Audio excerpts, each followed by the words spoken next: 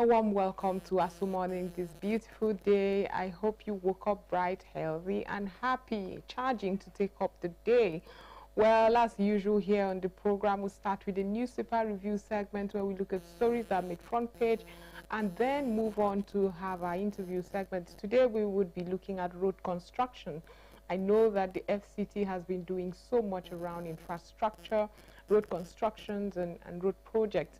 But why do we often have roads that are not sustainable, that start getting bad, and you start noticing potholes shortly after construction?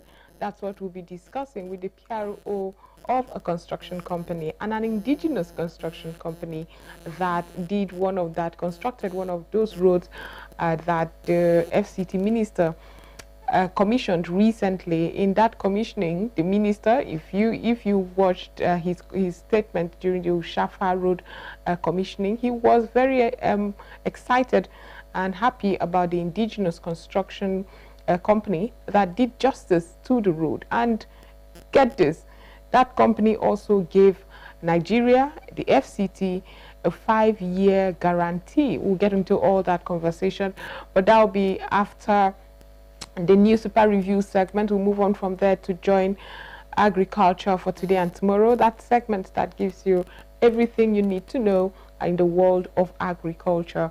That will be it for Aso Morning. We'll go for a very quick short break. When we return, it will be time for the newspapers. Stay with us. We'll be right back.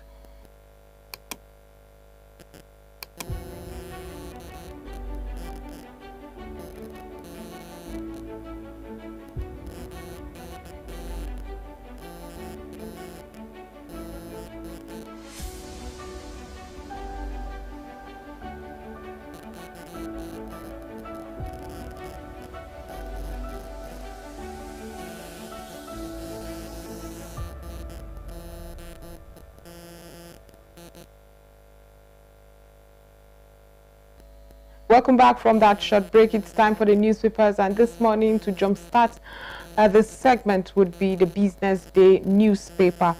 The Business Day newspaper is taking us all the way to Ethiopia. It says Ethiopia's grain gains cast harsh light on Nigeria. Ethiopia's grain gains cast harsh light on Nigeria. Here it says, I'll just read a bit of an excerpt of that headline right there. It says, landlocked Ethiopian agricultural success has shown that indeed where there is a will, there is a way. The East African country has transformed from a net importer of wheat and soybeans to a regional bread basket that grows enough to export to its neighbors and China.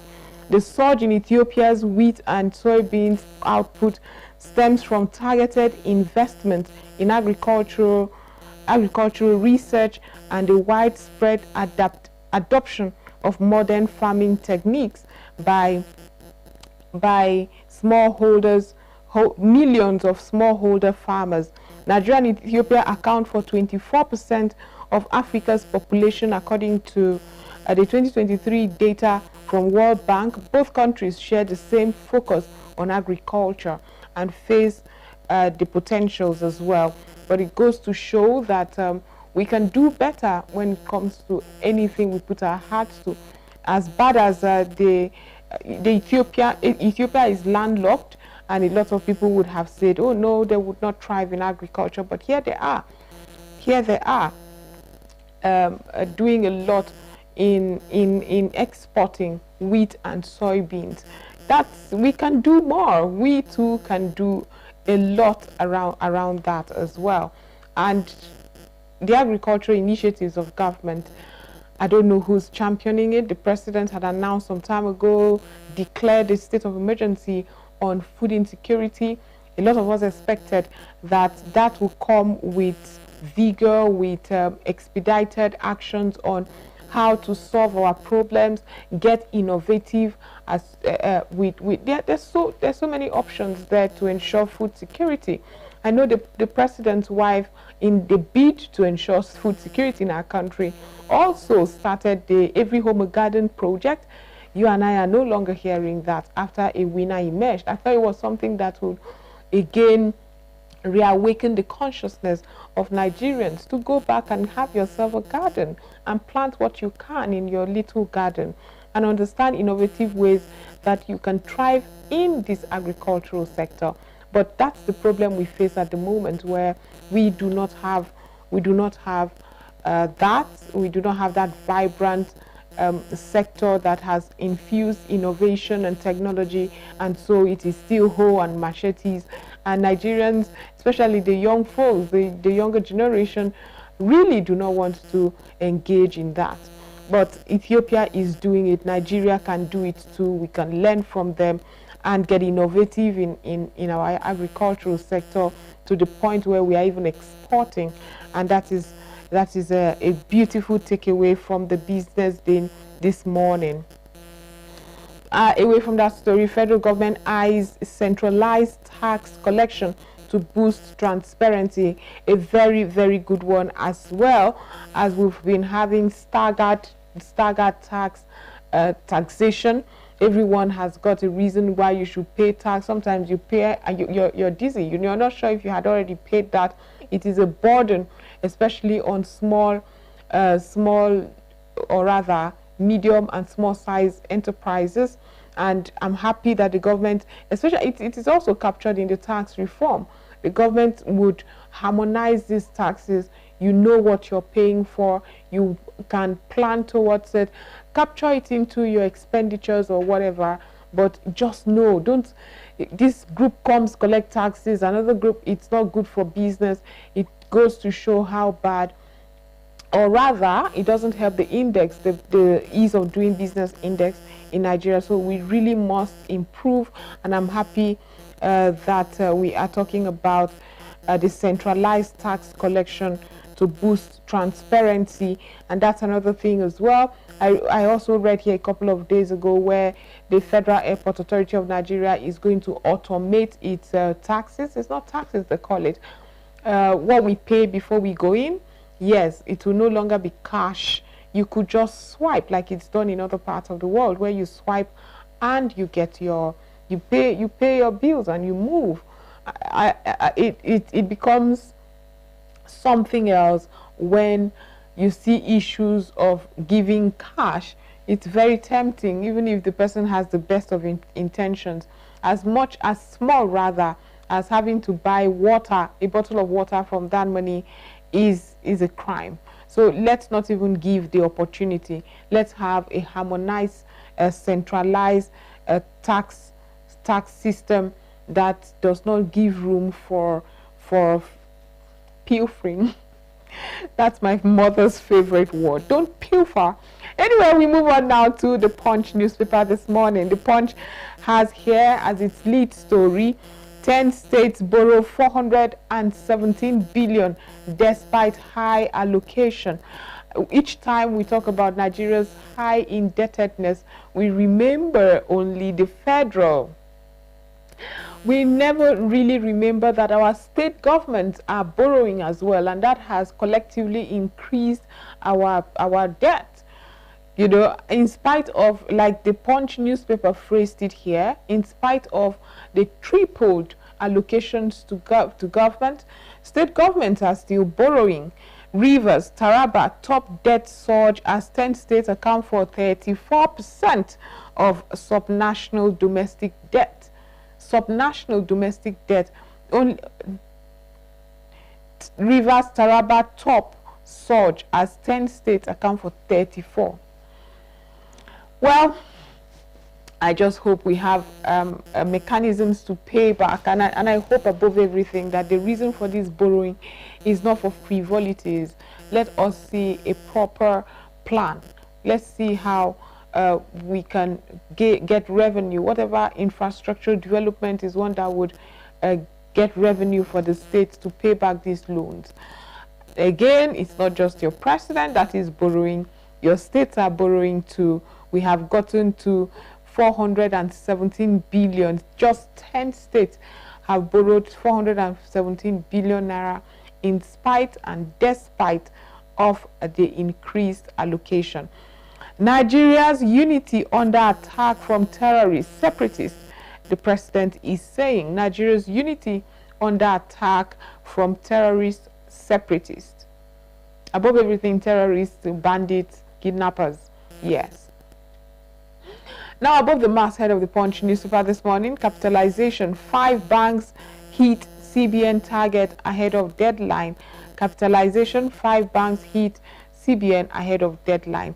And right beside the Punch newspaper's masthead right there, it says 2027 coalition crisis bruises ADC chairman set terms for alliance.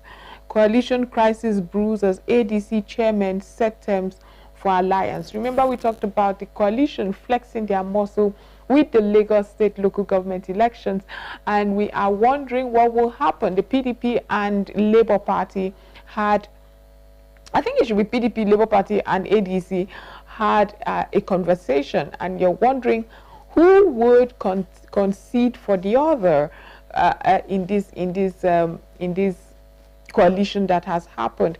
I would love to see how it comes up, but the coalition's crisis is here. It is phrased as coalition crisis brews as ADC chairman set terms for alliance. That's interesting to know. You could pick that paper, the Punch newspaper, on page 2 of the newspaper to read details of the story. With that, we move on quickly to the Daily Trust newspaper this morning. The Daily Trust is leading with the story 23 months after queues persist at CNG dispensing point. I also have had that conversation right there. I wish I could read an excerpt of that story.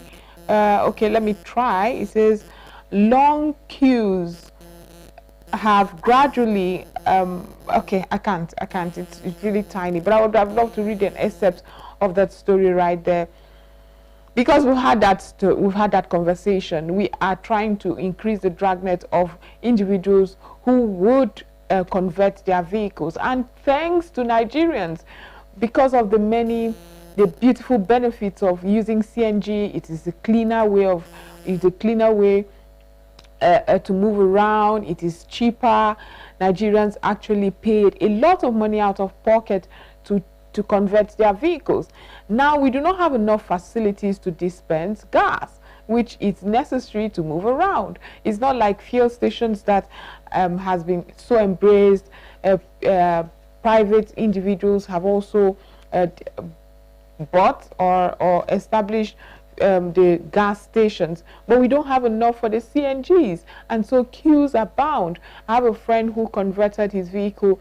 He was enjoying it for the past about a year and a half ago. However, as we speak now, it is tough to get a refill. I remember his cylinder isn't so big, and so by the time he drives around, after a while, he needs to refill, and if he wants to do it, he will spend productive hours. Like the president always says, these are teething periods in our history. So let us hang in there and pray and hope, and also hold government to do more in getting licenses to private individuals. There is no reason why every fuel station does not have a side of it where they dispense CNG all over the country. And that's what I will propose, so that you don't have that problem like we had envisaged. If I convert my vehicle to CNG at the moment, where would I get gas? Somebody is telling me, I stay in Asokoro, I should go to Jabi. You stay in Gwarimpa, you go to Kubwa. No, we should have it staggered across the country.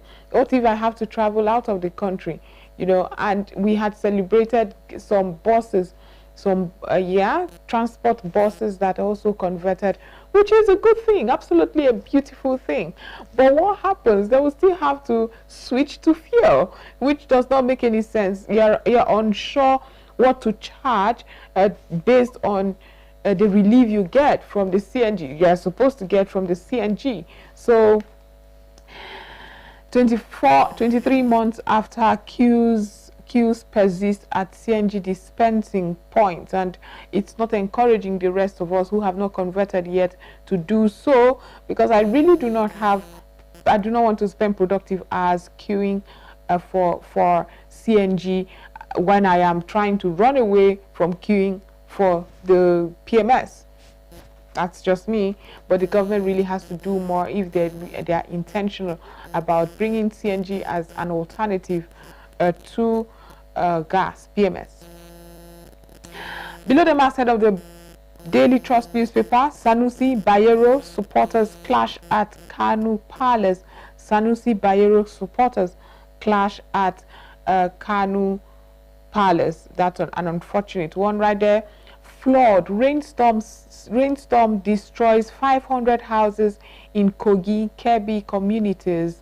Disquiet over moves to create new Emirates chiefdoms in Bauchi State.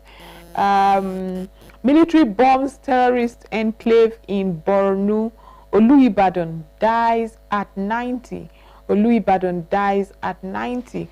That's an unfortunate one there. 10 die in fresh anti-Ruto protests in Kenya. 10 die in fresh anti-Ruto protests in Kenya. That story is on page 28 of the Daily Trust newspaper. And at the footer, here we have 70 vigilante feared killed in bandits ambush in Plateau State. That's a very unfortunate one. We have constantly been talking about the operation of the vigilantes in Nigeria. They are not properly equipped to fight these unknown gunmen, killer headsmen. These days one does not know how to actually phrase it, but they are often not equipped. We send them out there. Their jobs are actually to gather information and synergize with the security architecture or law enforcement in the state. But sometimes they are so exposed to so much. Some time ago, I think we should bring him back, the vigilante head who came to discuss what they go through, and yet they are not allowed to carry arms. And sometimes they are perceived in the community as informants, and they are targeted as well. Maybe we should review that, the policy on the vigilante. We can't be recording so many. 70 feared death. That is very sad right there. That is a lot of people's brothers and fathers and uncles and family members who would have died. I know sometimes, especially in Nigeria, we're beginning to it's a number. We forget that number represents individuals who have families, who are loved by community, loved by their society, individuals who have died. 70 is a lot, and Plateau State has been very volatile. I don't expect that at this point the vigilantes would be at the crossfire. We would have more military personnel instead, who are properly equipped and trained for issues like that. Well, that's just me and my 10 cents. We're moving on now to the Daily Times newspaper. Daily Times is taking us to the NLC showdown. It says NLC threatens showdown over Osun local government fund diversion. NLC threatens showdown over Osun local government fund diversion. Above the masthead of the Daily Times newspaper, federal government rather channels subsidy gains into infrastructure, economic reforms. That's coming from the president. The president is assuring you and I that the subsidy gains, the removal of fuel subsidy, has been channeled into infrastructure and economic reforms. Nigerians will say the economic reforms part we have not seen beyond the FCT infrastructure as well. Okay, the FCT and maybe the Calabar Lagos superhighway that's in construction. Nigerians are groaning. So much has to be done, and the spotlight is on agriculture. We need to do more in agriculture to improve yields so that food security would not be a problem in our country. Okay, alleged drug deal, court adjourns Abba Kyari's trial till July 24th. Remember Abba Kyari? He used to be a super cop. He was referred to as super cop, got awards all over, and it was later found that he among a syndicate were pushing drugs. He was even linked to Hush Puppy. Remember Hush Puppy as well, who is serving term in the U.S. It got really messy. But Nigeria, we would watch and see his drug as trial. It will happen on the 24th of July. And at the footer of the Daily Times newspaper, APC plotting to cripple opposition meets state party chairman. APC plotting to cripple opposition meets state party chairman. Okay, that's interesting. That's what we want to see. We want to see a vibrant political space where the ruling party is feeling threatened, the opposition understands the walk ahead, and we are hearing an interesting times, I must tell you. We had read earlier that the ADC was meeting up with chairman just so that they could have like a proper coalition, one that brings about maybe one candidate, but the APC is just as proactive, working towards ensuring that state chairmen have their hang on the country, so we do not relinquish it to this coalition, or they do not relinquish it to the coalition. I beg your pardon. UK, Nigeria have built enduring educational partnership. Deputy High Commissioner is saying equities investors gain 192.85 billion naira as ASI rises 0.25%. Governor Oti pleads with RMAFC for increased allocation to state. I think it's the revenue mobilization accounts, okay, of the state to increase allocation to state. Teachers strike, no alert, no resumption. NUT tells Wike, no alert, no resumption. That's talking about the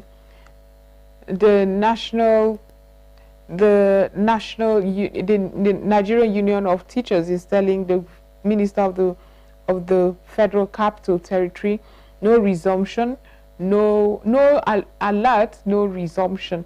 If you had noticed, they've been on strike for about 2 months, for some months now, and one of their biggest problem is they're waiting for alert, basically. With that, we move on to the Vanguard newspaper this morning. The Vanguard says here, as its lead story, 2027 presidency plotting to destabilize us, ADC alleges. That right there is politics. Presidency plotting to destabilize you. It goes without saying, needless to say, that that's what you should expect of another political party. Destabilize all you want. Isn't that what politics is about? So I don't like a lot of us watch these things and we're like, I don't understand, you're crying foul, but that right there is politics, is a chess game. Protect your people. Politics is a game of number. Do all you can to gather the numbers that you have. But don't cry foul, don't play victim, not for anybody, at least at this point. The writer here says, claims top government officials summon ex-party chairman to secret meeting. Of course, aggrieved ADC members drag Mark Aregbesola others to court. Aggrieved ADC members drag Mark Aregbesola others to court. Apparently, they weren't happy about the coalition, and they have dragged the new national secretary and substantive national chairman to court. That was bound to happen if this agreement was rapidly done, if several important people were not also met to discuss the coalition. They are aggrieved ADC members apparently. Power blocks may crash ADC if Mosu wants. Power blocks may crash ADC if Mosu wants. XSGF. Okay, the story here, it says XSGF, Babachir Lawal dumps APC, ex-Katsina PDP chair joins ADC. Oh, Babachir Lawal had long left the ADC. Maybe this is the official announcement, but with his utterances and his participation in the coalition, we all knew that he had left the APC. PDP BOT member Waziri joins ADC, decries party's loss of credibility. Okay, if everyone who made the PDP what it is today is leaving and saying the PDP no longer has credibility, and they all move from one boat to the other boat, what does it tell you about this new boat? It will only consist of the same people, wouldn't it? That's a lot. That's one thing that worries Nigerians. Are we seeing a different flock of people? This isn't like the obedience movement that was very organic among young people that just believed in a certain individual. Now we are seeing top political figures who made certain political parties the way it is tell you no longer to trust that party, as they have moved. And everyone has moved. And you're asking yourself, isn't it an annex of the other party anyway? Questions we'll have to ask people, those people when we see them, right? If you ask me now who I go ask, I'm sure that's what you're looking at me. It says decries loss of credibility in the PDP. Forest guards can't fight AK-47 wielding terrorists with Dane guns. I mean, Governor Alia is saying that, but that's what I had said earlier, that these guys aren't really equipped to have this fight against individuals carrying sophisticated arms. It would not work. We would only set them there to die. So we need to either equip them or get the proper channels, proper security channels to fight this battle. It's very, very saddening and concerning when we keep reading about vigilantes passing in the crossfires. It's very, very, very sad, because you and I know they are not equipped to fight these individuals carrying sophisticated AK-47s and other ammunitions. I think that's what it's called. Flood destroys 500 houses in Kogi communities. Okay, Nigeria's export drive in danger as Trump plans 10% extra tariff against BRICS. Nigeria's export drive in danger as Trump plans 10% extra tariff against BRICS. Still on the Vanguard newspaper this morning, Keyamu inaugurates Enugu Air. That's Enugu Air has been inaugurated. Explains why federal government concessioned Akanu Ibiam Airport. Federal government concessioned Akanu Ibiam Airport. NDDC at 25. Tinubu has funded commission more than previous government. Ogbuku is saying that. And that's it for the Vanguard newspaper this morning. Okay, apologies, we still have stories. Right above the masthead of the Vanguard says, no rift between Buhari, Tinubu, Garba Shehu is saying, no rift between Buhari, Tinubu. Why should there be? Well, there was a gentleman agreement between them two. Why should there be? The Tinubu has emerged president. Isn't that what was speculated to be going around? So there is no rift, according to Garba Shehu. Emirship tussle. Police launch investigation as supporters of Sanusi Bayero clash in Kanu. We had taken that story. Tinubu, Makinde, Sultan, others mourn as Olubadan Oba Olakulahin dies at 90. And the last story here on the Vanguard newspaper, Custom engages international airline operators on money laundering. And that's it for the Vanguard newspaper. Quickly, we move on now to the These Day newspaper, where here it says it's leading with the story. Keyamo inaugurates Enugu Air, says Mba undoubtedly one of the best governors. Keyamo, here you go again. Mba undoubtedly one of the best governors, but that's a safe statement, one of the best governors, so he can still go to another governor to say, yeah, you two are one of the best governors. But you know, when politicians speak like this, we just roll our eyes. Above the masthead says CBN directs banks to submit capital plans, gives 10 days deadline. Tinubu urges BRICS to rethink global governance structure, finance, health.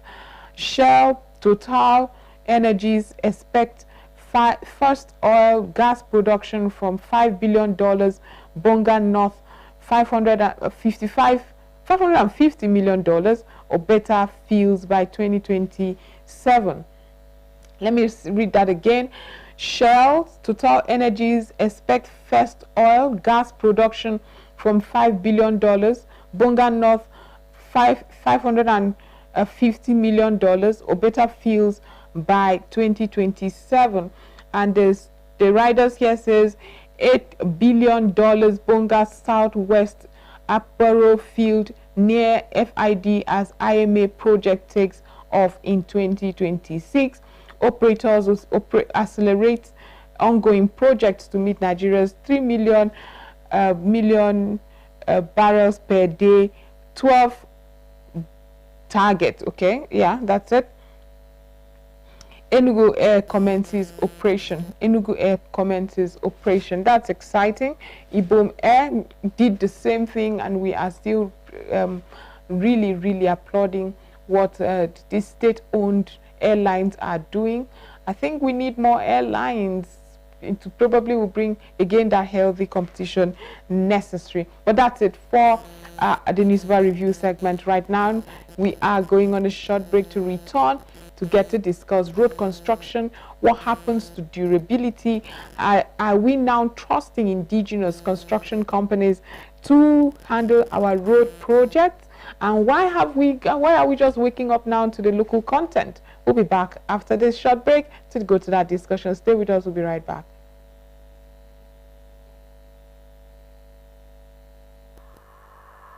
In the heart of our fields lies the future of agriculture, sustainable, innovative, and powered by smart solutions. From the rich soil of Africa to high-tech farms around the globe, agriculture is evolving to meet the demands of tomorrow. At the intersection of tradition and technology, we discover smarter ways to grow more, waste less, and harvest greener. Together, we are cultivating a future where every harvest sustains the earth and its people. Join us 9:30 a.m. Monday to Fridays on Aso TV, channel 392 DSTV, Star Times, channel 127, or YouTube live stream, GSA Initiative. Agriculture for today and tomorrow, as we share groundbreaking ideas, empowering farmers, and celebrate greenhouse solutions. Together, let's grow the future. In the heart of our fields lies the future of agriculture, sustainable, innovative, and powered by smart solutions. From the rich soil of Africa to high-tech farms around the globe, agriculture is evolving to meet the demands of tomorrow.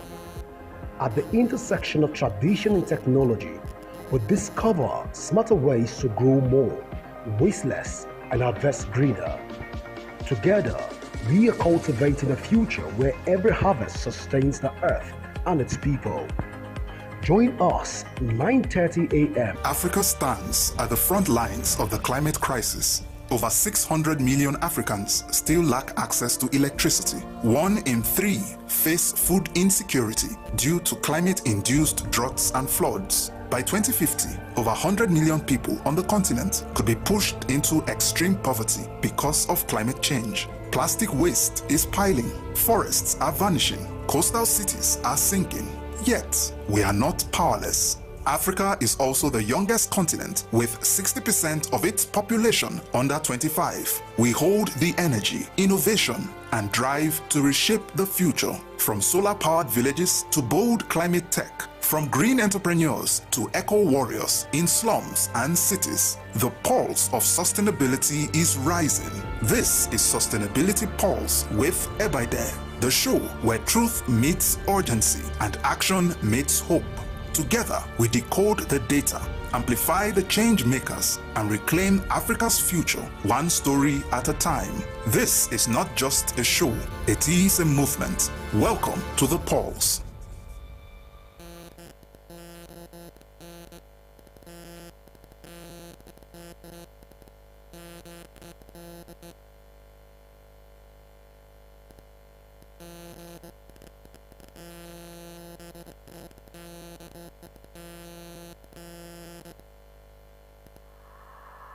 In the heart of our fields lies the future of agriculture, sustainable, innovative. In the heart of our fields lies the future of agriculture, sustainable, innovative, and powered by smart solutions. From the rich soil of Africa to high-tech farms around the globe, agriculture is evolving to meet the demands of tomorrow. At the intersection of tradition and technology, we discover smarter ways to grow more, waste less, and harvest greener. Together, we are cultivating a future where every harvest sustains the earth and its people. Join us 9:30 a.m. Monday to Fridays on Aso TV, channel 392 DSTV, Star Times, channel 127, or YouTube live stream, GSA Initiative. Agriculture for today and tomorrow, as we share groundbreaking ideas, empowering farmers, and celebrate greenhouse solutions. Together, let's grow the future. An African proverb said, "The child who grows up with tomatoes in the garden will never go hungry." Good day, viewers. You're watching Agriculture Today and Tomorrow, brought to you by the Growth for Sustainable Agricultural Initiative.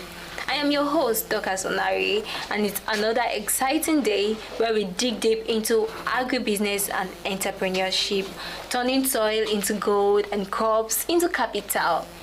Today, we're looking into something very red, very juicy, very profitable, and guess what it is? It's tomatoes that we do consume on a daily basis.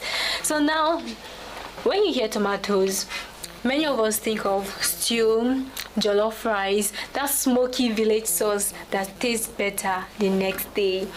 But you have not considered that the tomatoes could be your next ticket to business growth, from backyard all the way to international shelves. So let's dive in. What's the tomato economy like? From local abundance to global demands? Yes, let's start with the big picture. Nigeria is one of the top most producers of tomatoes in Africa, yet they still import tomato paste worth billions of naira every year. Isn't that surprising? What's even more surprising is that over 45% of our tomatoes perish before they even reach the market due to poor storage, transport, and lack of processing facilities. How could that be? Now imagine this. What if we turn the waste into wealth? What if those baskets of spoiling tomatoes on the roadside could be processed, packaged, or exported? That's where the real profit lies, not just farming tomatoes, but in processing, value addition, and smart distribution. So what are the strategic ways to profit from tomatoes? Let's get it practical. Fresh market sales. Of course, the quickest route to income is selling fresh tomatoes. When you go to the market, you just see women selling tomatoes around. Yes, but here is the challenge. It's seasonal and price crash when supply is high. So what's the next step up? You're going to get the processing into paste, the puree, or the powder. This is a game changer, I'm telling you for free. Whether you're a smallholder farmer or a cooperative, setting up mini processing units to produce tomato paste, puree, or sun-dried tomato powder, open up a new market. The hotels, restaurants, and even international buyers are available. And guess what? Tomato paste is a longer shelf and higher market value than fresh produce. The next step to look into is the packaging and branding. This is where so many businesses are getting it wrong. Agri-businesses, to be precise, are getting it wrong. Imagine selling Niger Gold tomato paste or Abuja fresh tomato puree with a neat label and NAFDAC number. That's value-added agri-business now. Just look into it. Local brands are now traceable and hygienically packaged, gaining grounds, especially with Nigeria population and growing in diaspora markets. So the next thing to check is the export channels. When we talk about the export channels, do you know what I'm talking about? Many countries, especially in Europe and part of Asia, are now sourcing organically grown tomatoes and tomato-based products. Nigeria climate makes it possible to farm tomatoes all year round, especially with greenhouse or irrigation techniques. That's really a big edge actually. But if we should meet the global standard, Nigeria become a net exporters, not importers, I mean of tomatoes products, exporters of tomato products. So let's get it started. How to get started from the idea to income. The idea now is to process your tomatoes and then get it into the global market. So how do we get these ideas into income? If you're watching this and you're wondering, how do I start? How do I go about this? Here are a few steps for you. Pay attention closely. You don't really need to start get a big hectare of land. You can start small. Begin with a pilot, maybe a plot of land, or even sourcing for tomatoes from local farm to process. You can even go to the market, you just get the tomatoes from those market women. You can start processing it from there. And you can also partner with cooperatives. So many people don't know this little secret I'm telling you now. Farmers cooperative can pool resources for small scale processing units, and you can learn the markets. Yes, so many mistakes are made in not researching appropriately. So you have to learn the market. You have to understand what the local and regional markets lack. Fresh tomatoes, they lack the fresh tomatoes, they lack the paste or the organic option. So you have to also look into working with the extension officers and agri-tech platforms. They can guide you on the best practices like the disease control and also the irrigation. And lastly, let's go digital. Yes, we're no longer in a world where you see that social medias are for small girls and for small boys. Yes, let's go digital. You can use your WhatsApp, you can use your Instagram, your Facebook, your TikTok, and even the farm to market platforms to sell and even share updates to attract your buyers. And if you're an investor, this is ripe. The demand for tomato products will only grow and will return very strong, especially when you combine with storage and logistics. So many persons are looking into local to global scaling your tomato business. Yes, it's not difficult. So many people will be thinking, how can they scale it? How can they go international? So let me now speak to local and international investor watching me right now. Tomato processing is not just agricultural need, right? It's an industrial opportunity. So now governments are looking for import alternative. Yes, consumers are demanding healthier and local brands. SME are hungry for partnership and funding. Yes, so if you're in agri-tech, packaging, logistic, or FMCG, this is a room for you at the table.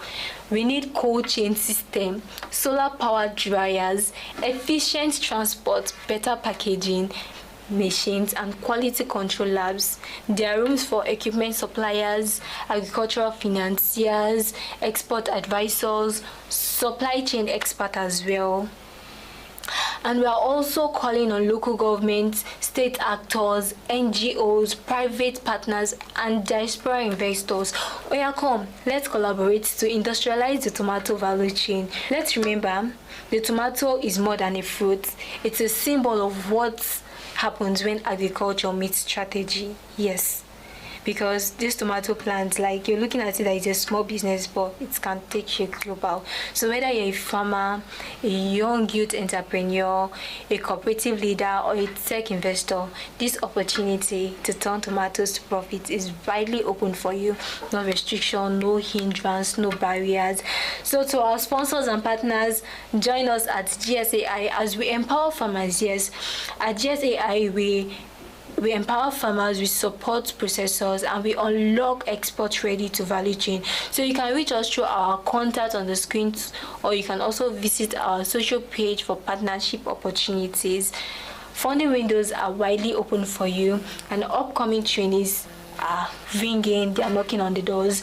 So let's make Nigerian tomatoes not just the best in the pot, but best in the world. Yes, the best in the world, I say in the quotes. That's that for today on Agriculture Today and Tomorrow. I am your host, Dorcas Onare, and we'll see you next week, where we go deeper into profitable agribusiness techniques and opportunities. Until then, let's keep planting possibilities and harvesting profits. See you next time. Bye. In the heart of our fields lies the future of agriculture, sustainable, innovative, and powered by smart solutions.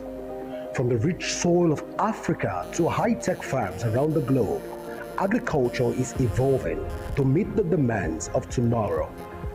At the intersection of tradition and technology, we discover smarter ways to grow more, waste less, and harvest greener.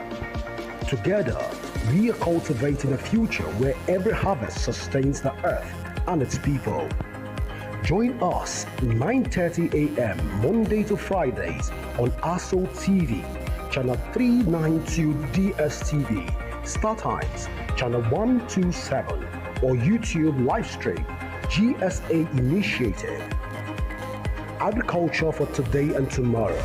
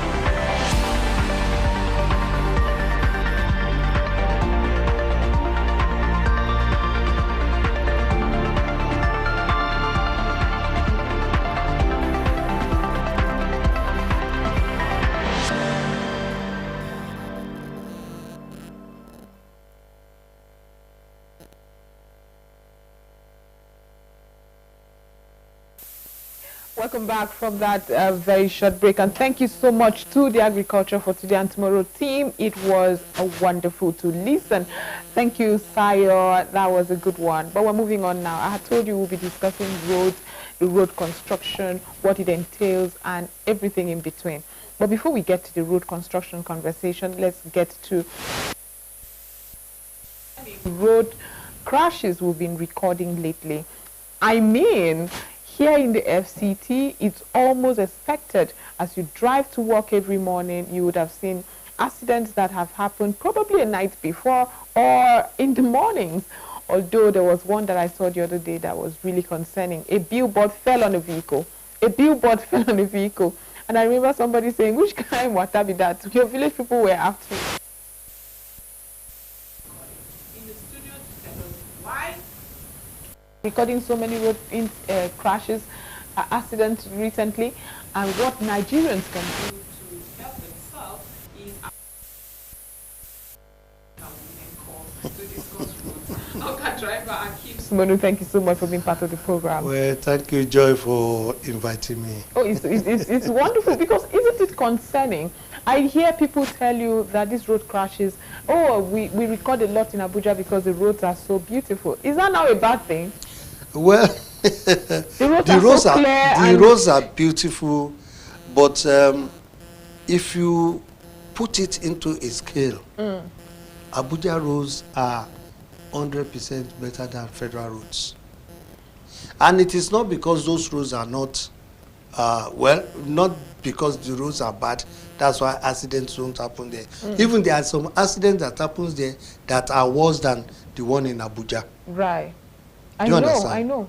And so what is happening in Abuja is we call the drivers Abuja drivers. Abuja drivers? Yes. Are they different from the regular drivers? They are quite different because, okay, just imagine somebody learning how to drive on a very good road with a very good car. Right. And you will feel that this is how it's supposed to be all the time. That your vehicle must use all the speed that it has. And before you know it, he has forgotten that he's not the only one on the road. Okay, so yeah, is it something that has to be done, or what can we do to improve that? I mean, we used to see road safety in other climes. I don't know. They're police traffic, not necessarily. They are policemen who gauge speed, for instance, in areas where the speed limit is supposed to be a certain limit, and if you exceed that limit, you're in trouble. And so there's that consciousness to be careful.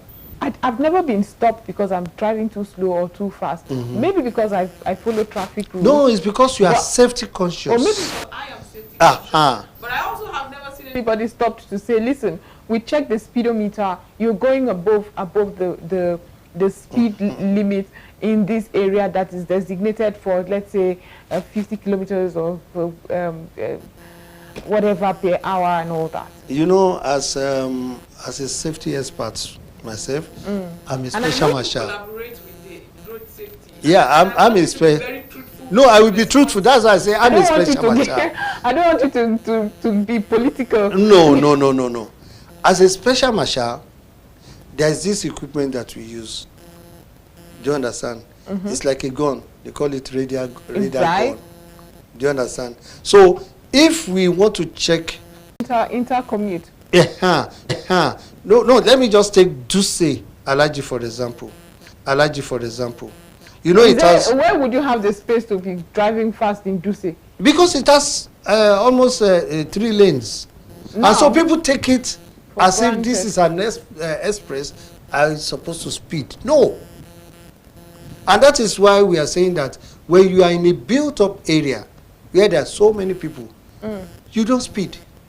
You go at least 80 kilometers per hour should be your highest. 80. Right. And driving carefully. You understand? So, and when you get to villages, for example, I won't say Suleja is a village, but it's a built up area. You don't go more than 40 to 50 kilometers. But because the road is good. Kabusa, for example, you know, the minister just, commissioned Kabusa Keti Road. Because the road is good, does not mean that you must test your vehicle on that road. It's a village road that has just been made okay so that people can do businesses. Okay. And if you go more than what the speed says, the gutters are there to stop you. Because that road is a village road, not a town-to-town road. I'm sorry to say it's a village, but it's a village. Do you understand? Exactly. So and you find for example, an accident happened this morning. A Camry car around, from Gwarimpa to this area, ran under a tipper. It's so gruesome. We can't even show that picture. That is how bad it is. It's unfortunate, and that is why we have to bring that conversation right here, right now. Is it drunk driving? What are we doing against drunk driving? You had facilitated the interview with the FRSC boss some time ago, right here in the studio. And one of my questions to him was, we grew up reading about breathalyzers. Yes. Nigerian road safety officials are supposed to have one. They have. I had an accident some time ago. You know about that accident. Yes, You know, during the rain. they only deciphered that I did not drink because they brought their nose close. I feel harassed. No. And that, No, you see. the only, I could hear the conversation because I was going in and out of consciousness. Yes. I could hear the conversation say, whether this one don't drive. I had children in the car. I couldn't have drank. I'm not saying it doesn't happen. It does happen. However, that I know she know the smell of drink. She know, no, she not drink. What did you say? Smell of drink. Yeah. You see, when you are rescuing somebody and you want to, carry such a person, the moment you perceive. That is not a breathalyzer. The fact that, no, that's not a breathalyzer. Because what a breathalyzer we use breathalyzer, we use that if we saw, signs of, broken it would also, alcohol. Because there's a limit. There's a limit to what you can drink, and that's where the breathalyzer goes. For instance, the fact that you are driving, you don't need to drink at all. Yeah, no, hold on. Okay, you can drink water. Hold on. Now you are touching people's nerves. No, it's true. No, I'm saying that you're walking past friends and you take a sip of beer. That cannot intoxicate you enough not to get your senses right. You took just a sip, but you're going to smell like you took alcohol, right? So drink is drink, whether even a teaspoon. No, what the breathalyzer does is determine whether you drank to stupor, you drank to a point where your senses are not right for driving. Let me tell you, what a breathalyzer does is to know whether you even taste alcohol. Yes, it will tell you to whether it's a teaspoon of alcohol. To a level. No, not to a level. There's a level. You should not drink and drive. There's a level. Even not one teaspoon of alcohol. Yes. There are some alcohol that they have, CL. If you take small, it intoxicates you. So the best thing is don't drink at all. The best thing is don't drink at all. Yes. And for the accident, it happened in the night. The person probably is dozing off. Either is dozing, sleeping, or is drunk, or the visibility is dull because rain can cause something like that. Or he's making and a call and is distracted. May not be visible. Some trucks, for example, on Kubo roads, we have seen so many trucks that drive without even lights. I've seen that before. And if they break down, do you know where they put their caution sign? At the opposite side, as if you are coming from, you are taking one way. Forgetting that incoming vehicles are the ones to be protected. The ones behind. So those, your two reflective sea caution, supposed to be at least 100 to 200 meters to your truck. Yeah. But they will put one very close to the truck and put one in front of the truck. For who? Well, probably some people taking one way. But by the time you feel that the road is free and you now see them all of a sudden, that is where the problem comes from.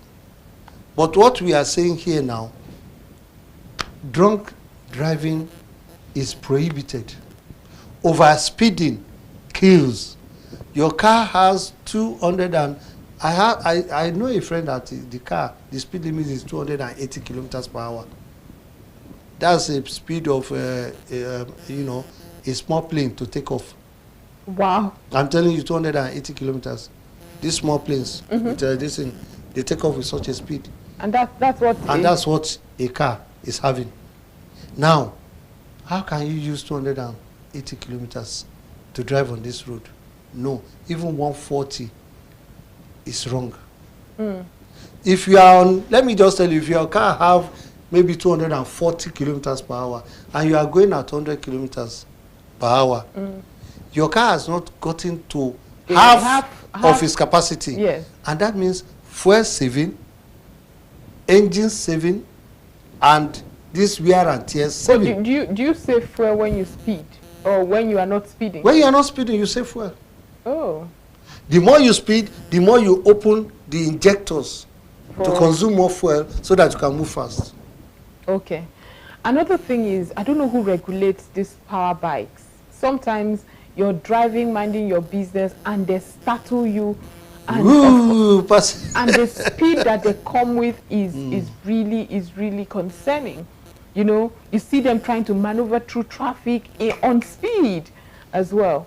And I know I've seen an accident that happens as a result of that. It was really bad. It was ghastly. So who regulates it, especially in the FCT? That's one thing that we have not looked into with the road safety.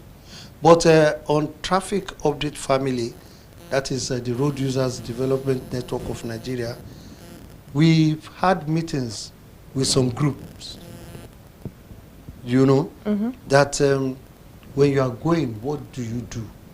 I think you've interviewed a group here called the K9. Yes, I remember. We had interactions with them, and they told us that when you see us on the road, we don't do that. And we spy on them, and we find out that truly they do not do that. They don't do that. But that's the just, K9. that's just but one group. That's what I'm saying. And we now told them that, why don't you tell your other groups? Sometimes, you know, some people may be driving with hypertension. And all of a sudden you come by design, the person jets here and the next thing. It startles me. It startles me so much because you don't expect that kind of sound and you see them. Oh my goodness. Well, so it takes you a while to get yourself again when that thing just happens with all of a sudden. To tell you the truth, we are taking the matter to the National Assembly. That is the Traffic Update Family.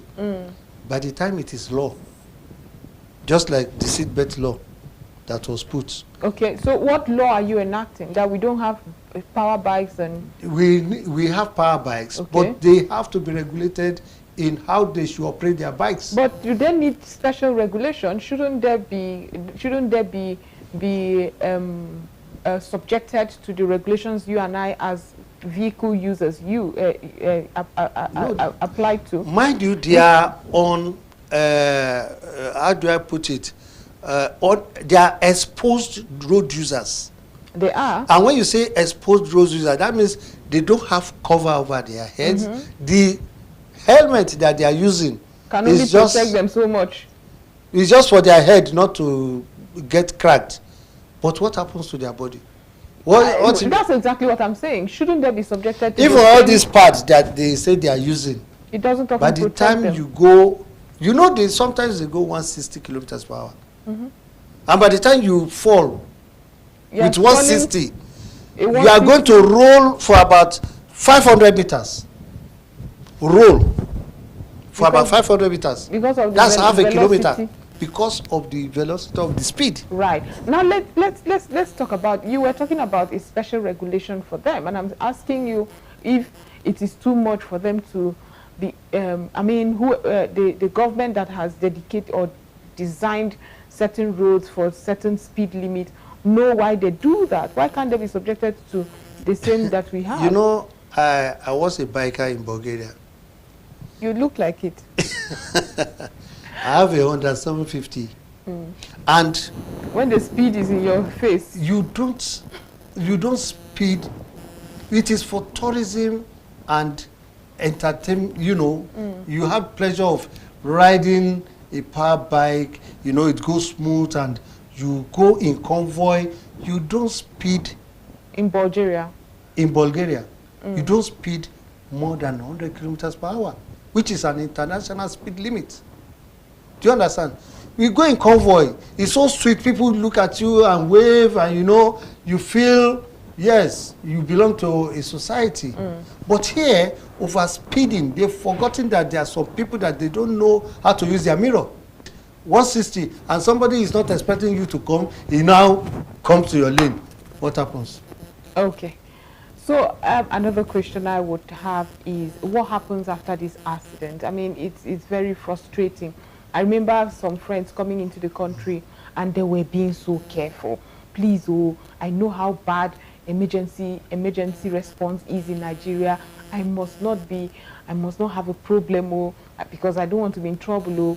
So what happens after the accident? I was very lucky. When it happened to me, I think they called is it 122? Yeah. Yes. 112. 112. The 112 toll-free line. Yes. It was beautiful. I don't know how long I passed out, but the next thing I saw myself, I had an argument there. I was transferred like they came to get a corpse. Actually, my accident was really bad. Yes.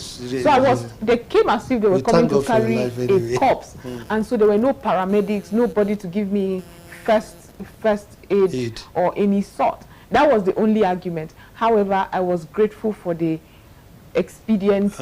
But what are we doing to improve that as well? Well, I'd be very happy to tell you that we call them the zebras. Okay. That's the ambulance services of the Federal Road Safety. The zebras have been upgraded now. For the road safety, for the fire service, and for the Directorate of Road Traffic Services that we call the VIO. Their ambulance system is okay now. With when they come to an accident scene, they don't just pick you. They first of all give you the first aid there. If you need to be moved, they bring out their stretcher to move you into their vehicle and do the paramedics as the vehicle is going to the hospital. That is the training that has just been done about 3 years ago, and they are using it now. Even following the minister with the commissioners that we have done, we have the paramedics of the Asokoro General Hospital, for example. And if they check you, even if you are sick, they treat you in their vehicle there. Oh, yes. Yes. One of our ICT person, which, well, I don't know if I should mention his name. No, I'd rather you don't. First sick, it was so terrible that we have to guide him to the ambulance. I thinking that this is just an ambulance and this make me rush him to so that. But we are so surprised they treated him as if he's in the hospital. Yeah. In the ambulance there. Even they fix this in on somebody. Because that's where you get to learn about whatever symptoms it is to aid the doctors. I mean, I've watched medical shows, international medical shows, long enough to know what is expected. Okay, say you're having a stroke or cardiac arrest or whatever, you now get to learn what is going on. You've done the first responders would determine preliminary studies. First responders. Yes. Yes. Now let me tell you what road safety have done. For example, with the special marshals, the traffic update family, and some volunteers have been put as first responders because road safety cannot be everywhere. But have you been trained for it? Yes. So that you don't be before you are giving your kit into somebody's nose instead of before you are giving your kit and everything, you must go through a 1 month vigorous training on how to resuscitate person. How to, when accident happen, you just bring anybody out of the car. Exactly. Except if there's danger, maybe fire or maybe the person in my case it was a blessing that I was pulled out. Yes. So, you know, by the time you put somebody out, it depends on the position of even that person. You may put that person out and that will be the end of that person. Yes. We've seen instances like that. So many. Where Nigerians in their best opinion, they want to help. Yes. So they will be dragging the person, and that is the death of the person. That has caused even more injuries to and you now hear that before the person gets to the hospital is gone. Maybe you need to just, you know, pump the person to come back to life. If it's broken, this thing, look for something to, you know, brace the place. Right. So that but you see they will be pulling the hand and this place is broken. They put the hand, that means they remove the sockets. So in our own case, we first touch you, where you make a sound, we know that that's where the problem is. And we look for something, even from our own body or his own body, or we just use to guide the hand. And so many things, well, time will not permit us anyway. To go into all of that, but what would be your advice? I mean, let's get into advising road users. We cannot be recording this, and nothing irritates me like when you have these conversations and people tell you, but the roads are so good. Yes. The roads are so good, it is almost impossible to apply restraint when you're driving. You're like, there's nothing stopping you, but in the highways you don't expect my advice is just one thing, that try as much as possible try as much as possible to learn how to share the road with your other drivers. Some people will say, take the other person as a madman, and consider yourself the only. Take that other person as your family. Not madman. Not madman. If your dad was driving across you beside and will you you say you should go and you can even caution somebody. Right. Even with your driving, you can caution somebody. But well, maybe next time when you call me, we will talk about the trailer drivers and what you're going to do about it. But I would like you to I would like you to just comment on it as well. Well, they don't take the smaller cars, if I can put it that way. They don't take them into consideration that they are also road users.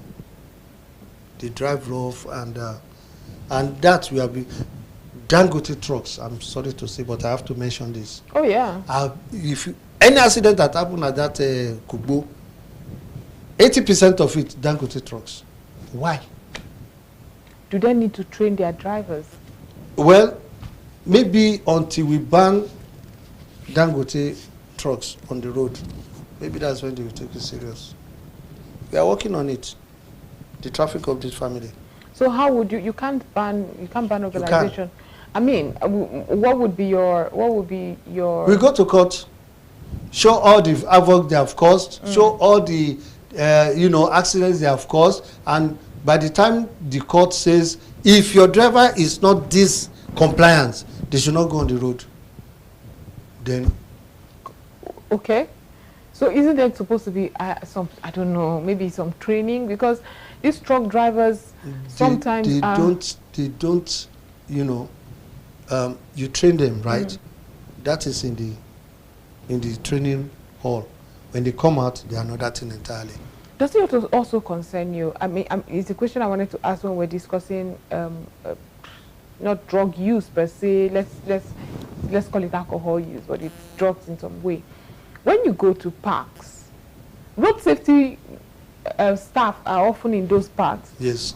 They don't stop people from selling all sorts of drinks and alcohol beverages around the parks.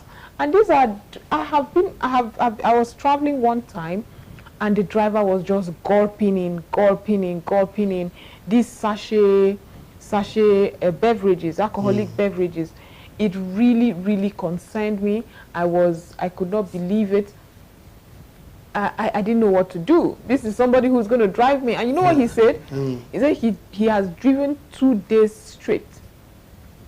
You and see, he needs to shine his eyes. All those ones, they say... Oga driver, I have also been in a vehicle where I sat beside a driver that was oozing of drinks. I was just praying. The next thing, he actually started dozing off on air.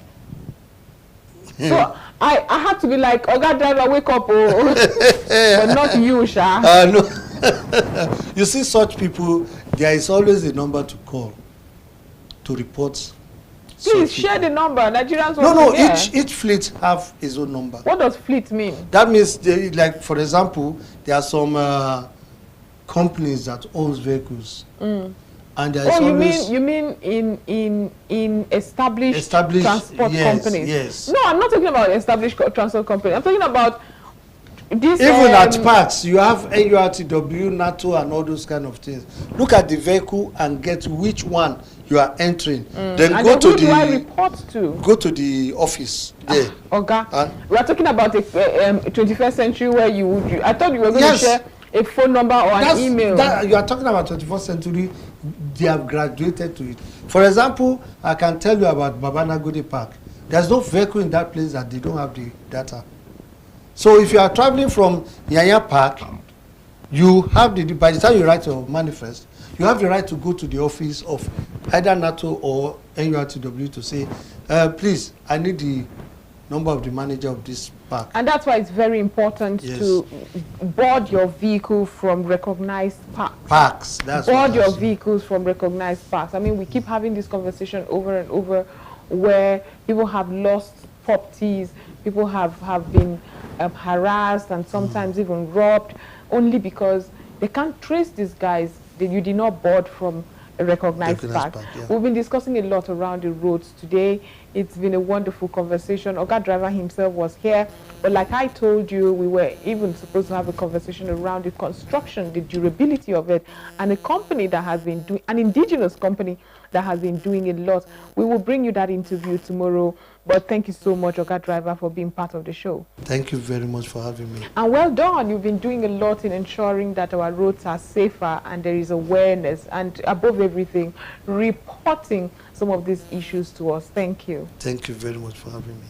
My name is Dr. Joy Asonye, telling you thank you for being part of today's show and encouraging you to stay tuned. We have several other very interesting things for you here on Aso Radio and Television. And rest assured, tomorrow morning we'll be back here to give you all you need to know in your world to get you better informed. Thank you so much and have a productive day.